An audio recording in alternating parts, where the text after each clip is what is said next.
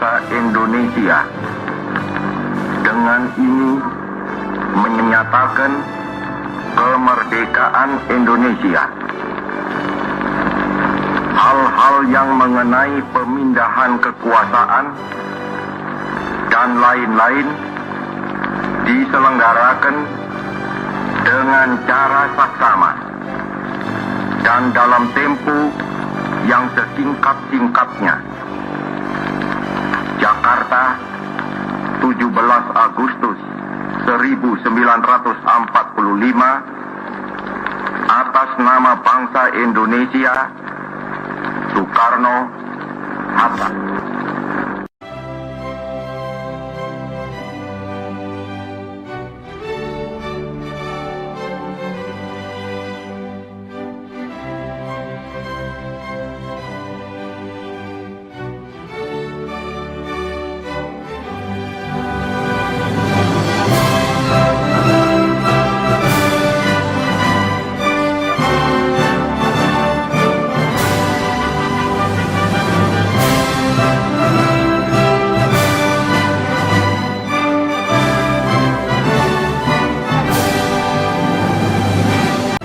Tanggal 10 Juli sampai 14 Juli 1945 dibahas rancangan Undang-Undang Dasar. Setelah selesai dibahas, maka sidang kedua BPUPKI telah selesai. Tanggal 6 Agustus 1945, sekutu menjatuhkan bom atom di Hiroshima. Korban berjatuhan di mana-mana. Tanggal 7 Agustus 1945, BPUPKI dibubarkan dan diganti dengan PPKI dengan alasan tugas BPUPKI telah selesai. Tanggal 9 Agustus 1945, Jepang kembali dijatuhi bom atom oleh sekutu, tepatnya di kota Nagasaki. Hal ini membuat Jepang kewalahan. Setelah peristiwa pengeboman, 3 tokoh Indonesia yaitu Insinyur Soekarno, Dr. Andus Muhammad Hatta, dan Dr. Rajiman Weddiodiningrat dipanggil oleh Marsekal Terauchi di Dalat, Vietnam. Di Dalat, Vietnam, Jenderal Terauchi memberikan 3 keputusan, yaitu disetujuinya pembentukan PPKI, pengangkatan Insinyur Soekarno sebagai ketua PPKI dan Dr. Andus Muhammad Hatta sebagai wakil PPKI, serta untuk mendiskusikan keputusan Jepang. Halo. Selamat pagi, Bung Karno. Maaf, Bung. Siapa Anda? Saya Jenderal Terauchi, Panglima Jepang. Bisakah kita membuat pertemuan antara saya, Anda, Bung Hatta, dan Bung Rajiman untuk membicarakan kemerdekaan bangsa Indonesia? Baiklah, kami akan berangkat nanti sore. Insinyur Soekarno membicarakan undangan Terauchi kepada Bung Hatta dan Rajiman. Selamat pagi. Selamat pagi. Kedatangan saya ke sini untuk menyampaikan undangan Terauchi kepada kita untuk menuju ke Dalat, Vietnam. Untuk apa kita ke sana? Kita ke sana untuk membicarakan kemerdekaan. Esok harinya, Insinyur Soekarno, Bung Hatta, dan Rajiman sudah sampai di Dalat, Vietnam. Mereka dijemput oleh Terauchi. Selamat datang, Bung. Kapan dan di mana kita akan melakukan perbincangan ini? Kita akan membicarakan hal ini besok lusa di rumah saya. Sampai bertemu besok, Bung. Pagi hari setelah menginap di hotel, Soekarno dan kawan-kawan bertemu Terauchi dan melakukan perbincangan. Kami akan memberikan kemerdekaan bagi bangsa Indonesia, sehingga dibentuklah PPKI kemarin yang akan membantu. Lalu, apa saja tugas PPKI? PPKI akan membahas semua kelengkapan negara pada saat proklamasi. Kapan pelaksanaan proklamasinya? Tak perlu khawatir. Kami belum bisa menentukan. Jepang akan memberikan kemerdekaan bagi bangsa Indonesia. Apakah wilayah Indonesia akan meliputi seluruh wilayah Hindia Belanda? Mungkin bisa jadi wilayah Indonesia akan meliputi wilayah tersebut. Pertemuan tersebut hanyalah tipuan muslihat dari Jepang untuk membantu bangsa Indonesia tidak berontak. Soekarno dan kawan-kawan pun kembali ke Indonesia.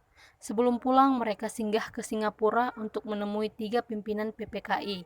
Soekarno selanjutnya mencari tahu bahwa Jepang telah menyerah pada Sekutu. Hari berikutnya, Soekarno dan kawan-kawan melakukan rapat koordinasi. Bung Karno, Hatta, Rajiman kembali diundang ke Singapura menemui 3 pimpinan PPKI. Dalam perjalanan, mereka berbincang. Rasanya saya belum yakin jika Jepang telah menyerah kepada Sekutu. Kalau begitu, kita perlu diskusi lebih lanjut dengan beberapa tokoh yang ada di Indonesia. Lalu, siapa saja tokohnya? Baik golongan tua maupun golongan muda untuk memproklamasikan kemerdekaan Indonesia. Setelah mengetahui kekalahan Jepang dari siaran radio BBC, para pemuda menemui Insinyur Soekarno dan Muhammad Hatta di rumahnya, Jalan Pengangsaan Timur 56, Jakarta, untuk mendesak Insinyur Soekarno dan Muhammad Hatta agar mengumumkan kemerdekaan saat itu juga, dengan Sultan Syahrir sebagai juru bicara. Bung Karno, Jepang sudah kalah. Harusnya kita cepat memproklamasikan kemerdekaan. Kita tidak bisa begitu saja memproklamasikan kemerdekaan. Kita harus membicarakan dalam rapat PPKI. Kita tidak mungkin membicarakannya dalam rapat PPKI, karena PPKI dibentuk oleh Jepang, dan kemerdekaan Indonesia haruslah dari usaha rakyat Indonesia, bukan pemberian bangsa lain. Bukan begitu. Kita memang seharusnya membicarakannya dalam rapat PPKI, karena PPKI adalah badan yang bertugas mempersiapkan kemerdekaan. Dengan demikian, usaha para pemuda dengan juru bicara Sultan Syahrir untuk membujuk Insinyur Soekarno agar segera memproklamasikan kemerdekaan mengalami kegagalan. Setelah mengalami kegagalan membujuk Bung Karno, maka para pemuda kembali mengadakan rapat dengan Khairul Saleh sebagai pemimpin. Setelah rapat usai, akhirnya diputuskan para pemuda akan menculik Insinyur Soekarno dan kawan-kawan.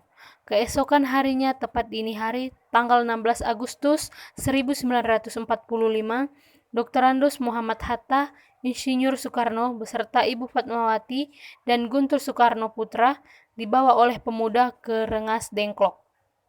Ada apa ini? Apa maksudnya kami dibawa ke sini? Maksud kami agar Bapak segera memproklamasikan kemerdekaan. Saya sudah mengatakan bahwa kemerdekaan Indonesia harus dibicarakan dalam sidang PPKI terlebih dahulu. Bapak benar, karena persiapan kemerdekaan adalah tugas PPKI. Lagi pula Bapak kan ketua PPKI. Bapak tidak mungkin mengambil keputusan tanpa memberikan anggota PPKI yang lain. Sementara terjadi perdebatan di Rengas Dengklok. Di Jakarta, Wikana atau golongan muda dan Mr. Ahmad Soebarjo atau golongan tua melakukan perundingan. Setelah mendapat beberapa kesepakatan, disitulah Yusuf Kunto untuk mengantar Ahmad Soebarjo ke Rengas Dengklok. Mari Pak, saya antar ke Rengas Dengklok. Ayo kita segera berangkat. Kemungkinan besar di sana sudah terjadi perdebatan yang sangat sengit. Mari Pak, kita segera berangkat. Setelah sampai di sana, Mr. Ahmad Soebarjo akhirnya menjemput Insinyur Soekarno dan kawan-kawan. Setelah itu Mr. Ahmad Soebarjo berhasil meyakinkan para pemuda untuk tidak berburu-buru memproklamasikan kemerdekaan. Setelah pukul 23.00, rombongan Insinyur Soekarno sampai di Jakarta untuk sesaat pulang ke tempat masing-masing. Lalu langsung menuju rumah Laksamana Maeda untuk merumuskan naskah proklamasi. Silahkan masuk Bapak-bapak. Tunggu dulu. Bagaimana mungkin kita akan merumuskan suatu teks proklamasi di rumah seorang laksamana Jepang? Tenanglah, silahkan masuk semua. Saya menjamin selama berada di rumah saya, Anda sekalian akan terjamin keselamatannya. Baiklah, di ruangan mana kita dapat merumuskannya? Silahkan Anda berdiskusi di ruang makan. Dengan memegang kertas dan ballpoint, perundingan yang ditaklukkan antara golongan muda dan golongan tua itu berjalan lancar. Bagaimana jika kita mengambil rumusan dari BPUPKI? Dengan bunyi, kami, bangsa Indonesia, dengan ini menyatakan kemerdekaan Indonesia. Itu boleh juga. Menurut saya, perlu ada pernyataan pengalihan kekuasaan seperti ini. Hal-hal mengenai pemodaan kekuasaan dan lain-lain diselenggarakan dengan cara seksama dan dalam tempo yang sesingkat-singkatnya. Bila seperti itu akan ada banyak tanda tangan. Bagaimana bila Pak Karno saja yang menandatangani? Dengan Pak Hatta juga? Begini saja, lebih baik Pak Karno dan Pak Hatta yang menandatangani dengan atas nama bangsa Indonesia. Ide kamu bagus, Bung. Saya setuju. Bagaimana jika naskah ini diketik oleh saya? Tapi harus ada beberapa perubahan, seperti wakil-wakil bangsa Indonesia diganti atas nama bangsa Indonesia dan Jakarta 17/8/05 diganti menjadi hari 17 bulan 8 tahun 05 dan juga tempo menjadi tempo. Lalu Sayuti Melik mengetik naskah tersebut dan memberikan hasil ketikan tersebut kepada Insinyur Soekarno untuk ditandatangani. Perumusan tersebut selesai pada dini hari 17 Agustus 1945. Setelah selesai diketik, hari itu juga tepatnya hari Jumat, tanggal 17 Agustus 1945, pembacaan proklamasi kemerdekaan Indonesia akan dilaksanakan di lapangan Ikada. Namun karena alasan keamanan maka dipindah di kediaman Insinyur Soekarno. Terjadi sedikit perbincangan di antara Soekarno, Fatmawati, Latif Hendraningrat, dan S. Suhut. Pak, kita membutuhkan bendera merah putih untuk dikibarkan sebagai tanda merdeka suatu bangsa. Iya, saya tahu. Maka saya meminta istri saya untuk menjahitnya. Pada tanggal 17 Agustus 1945 di kediaman Insinyur Soekarno, persiapan proklamasi dilakukan oleh Sudiro yang menyiapkan mikrofon sebagai tangan kanan Soekarno. Tepat pukul 10.00 waktu Indonesia Barat, Insinyur Soekarno membacakan teks proklamasi selanjutnya dengan pengibaran merah putih oleh S. Suhut dan Latif Hendraningrat yang diiringi lagu Indonesia Raya. Dilanjutkan dengan sambutan Wali Kota Suwirjo dan pimpinan barisan pelopor Dr. Muhwardi. Proklamasi. Kami, bangsa Indonesia, dengan ini menyatakan kemerdekaan Indonesia. Hal-hal yang mengenai pemindahan kekuasaan dan lain-lain diselenggarakan dengan cara saksama dan dalam tempo yang sesingkat-singkatnya.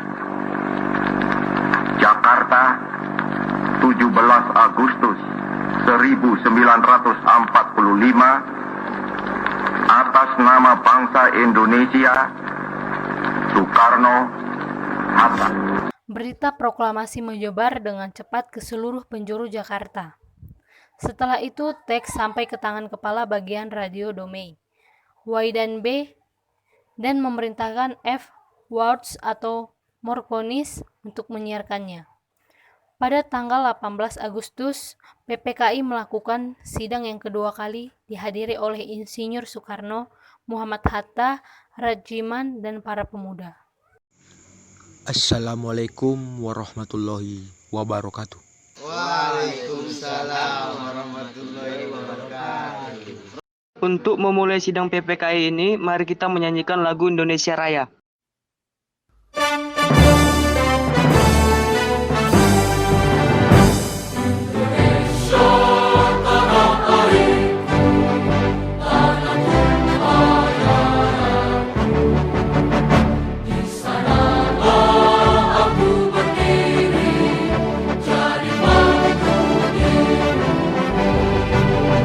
Indonesia kebangsaan, bangsa